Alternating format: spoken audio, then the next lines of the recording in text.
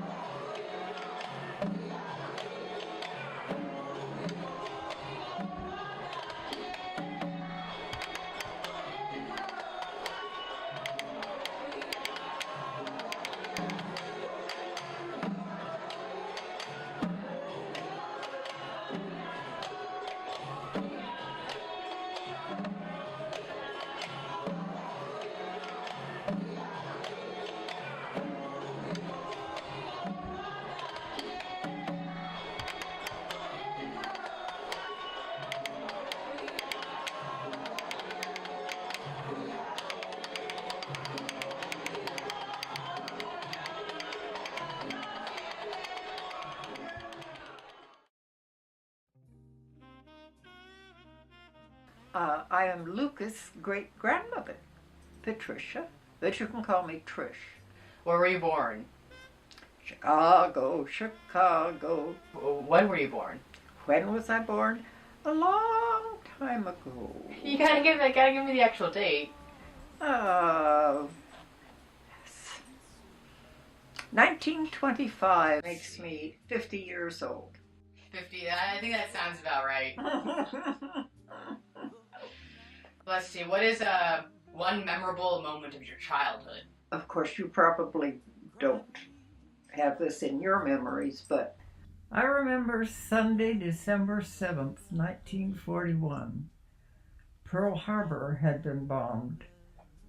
And I went to school that coming Monday. And my first class that morning was public speaking. And there were no boys there.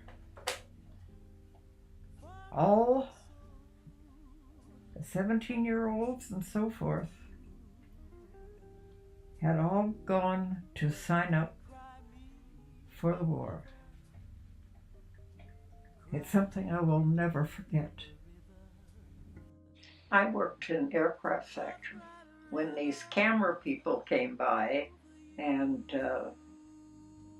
looked around, and I guess I was the best looking one around. I don't doubt that.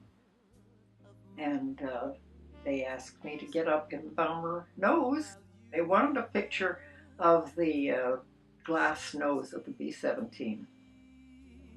And so I got up in the B-17 nose and pretended to be doing something. That's pretty cool. So I ended up on Mechanics Illustrated. Can't remember. It was a famous. I think they still make it actually. Anyway, was that the point? I was famous for 2 seconds.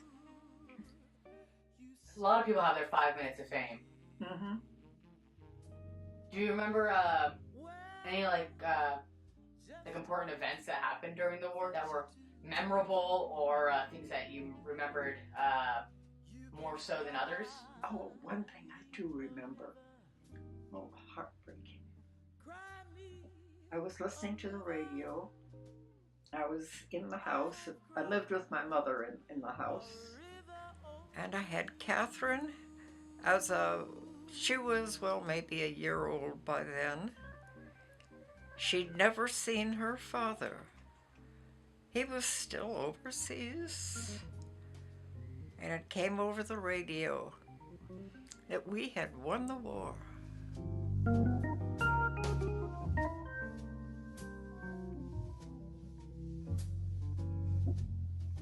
It was over the radio that they have dropped an atom bomb on these Japanese cities, Hiroshima and Nagasaki, I think.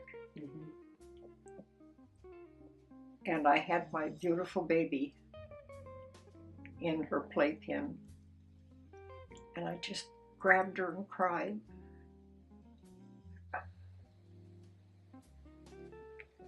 I wasn't so happy that the war was over. All I could think of was all these children. Mm-hmm. And I sat there and cried because I could think of all the little babies that were being bombed.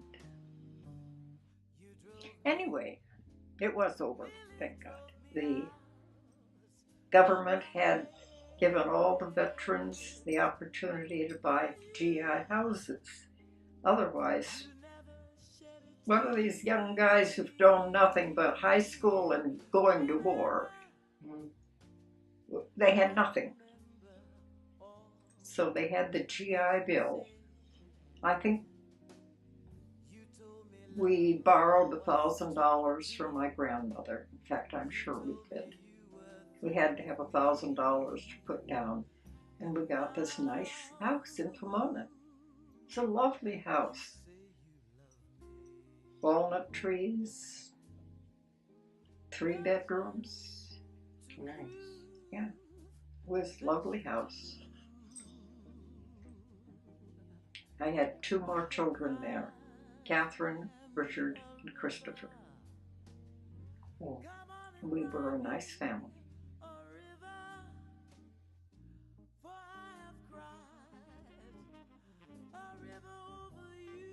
Things went pretty well, but my husband became ill, mentally ill. In Arcadia? Probably had been ever since the war. Catherine thinks that her father was deeply scarred by the war. And things didn't go too wonderful with our marriage. But he became progressively mentally ill. I'll never forget, I worked in a hospital in a medical record department, and for some reason my car wasn't working, so he was going to come and pick me up from work at the hospital.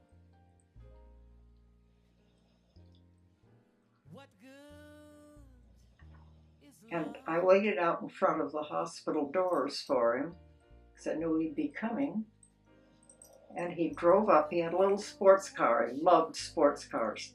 Had a little sports car with the back down, and Rick, our oldest son, in the seat with him. And he had a paper bag over his head. He was driving around town.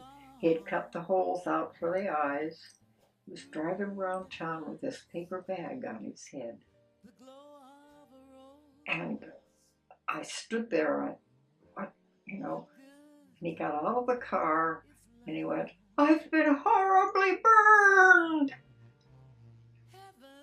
And meanwhile, my son is sitting there just shaking. Because here they are in a little red sports car with the top down, of course, driving around Newport Beach, the paper bag over his head. And this poor kid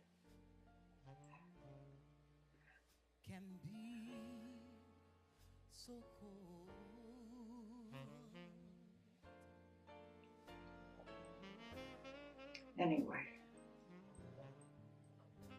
he eventually killed himself.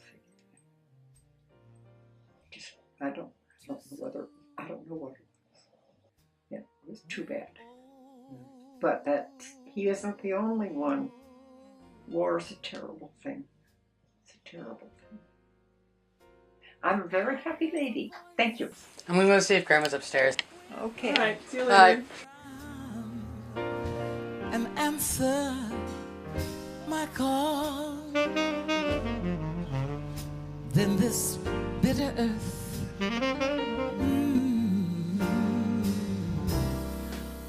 won't be so bitter, so bitter after all.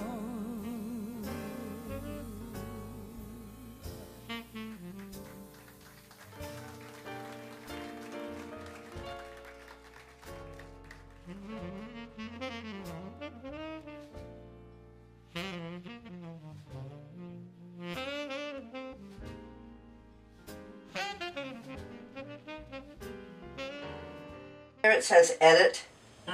Okay, press that. No. I know. I was trying to get rid of that. Okay. Okay, wait. Alright, go back to mail. Alright, so don't do anything else. Just press the edit. Okay? Okay, bet she won't like it. I bet she won't like it either. We'll try one.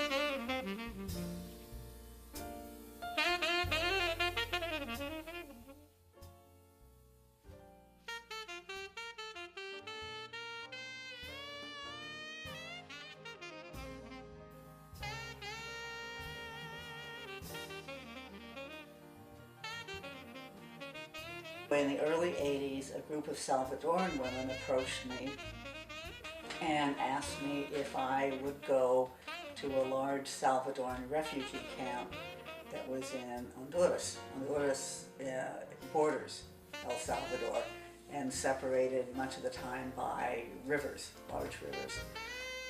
There were two big camps in Honduras run by the United Nations that held 10,000 people each. They were really huge.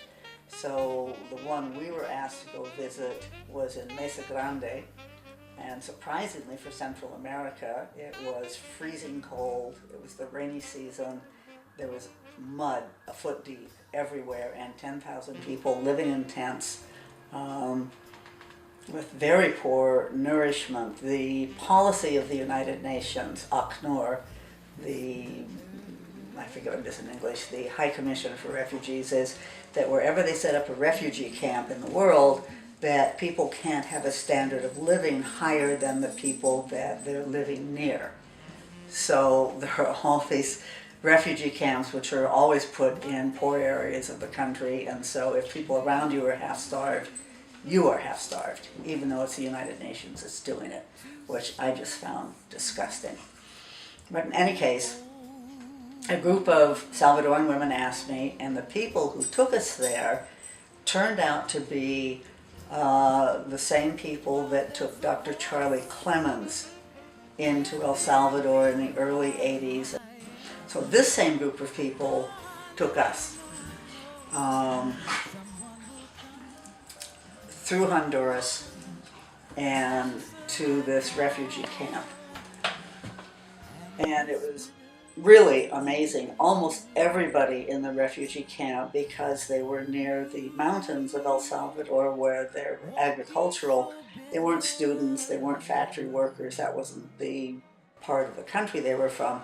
They were all rural people, semi-literate, farmers with small crops that they would take into town and barely get by. And they had been run out of their areas by the Salvadoran army, being accused of supporting the Salvadoran guerrillas.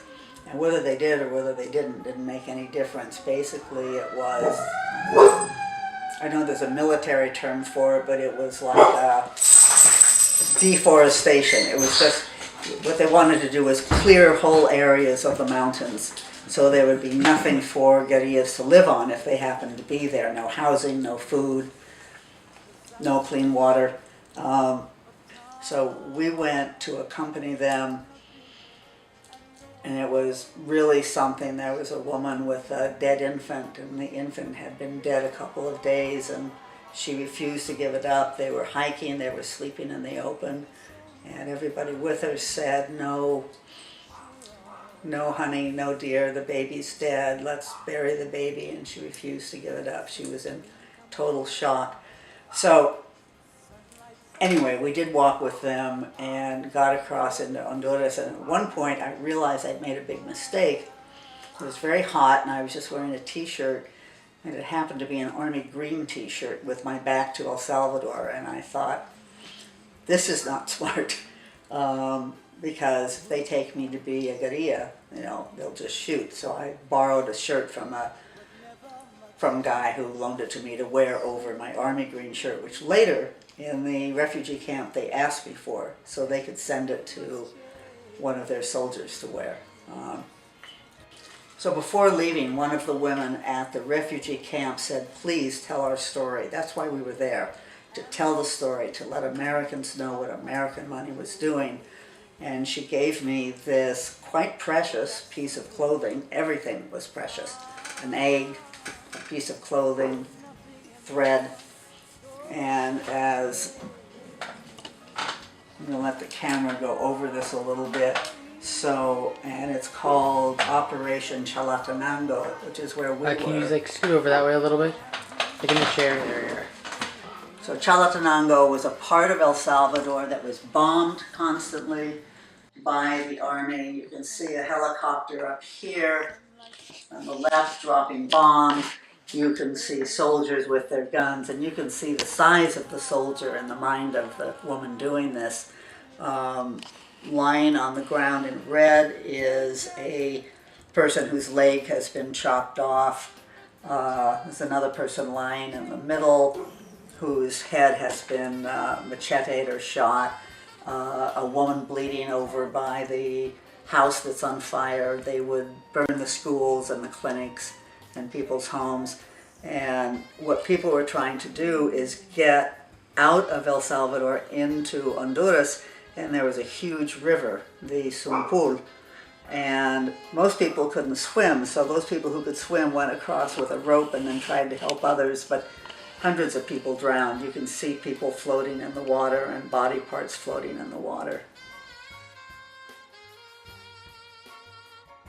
These people kept the fight up for years. It started in the 60s. And it wasn't until the early 90s that some kind of compromises were made in El Salvador. It's not what people had hoped for. It isn't what happened in Nicaragua in the 80s, where they had a very, very decent government. But at least these massacres stopped. They're very, very brave people.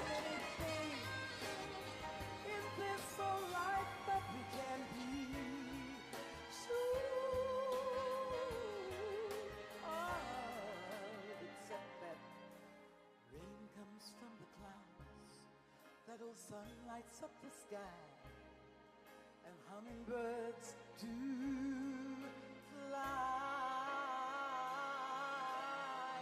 Rain comes from the clouds, that old sun lights up the sky. And the music, the pretty music, music makes me cry.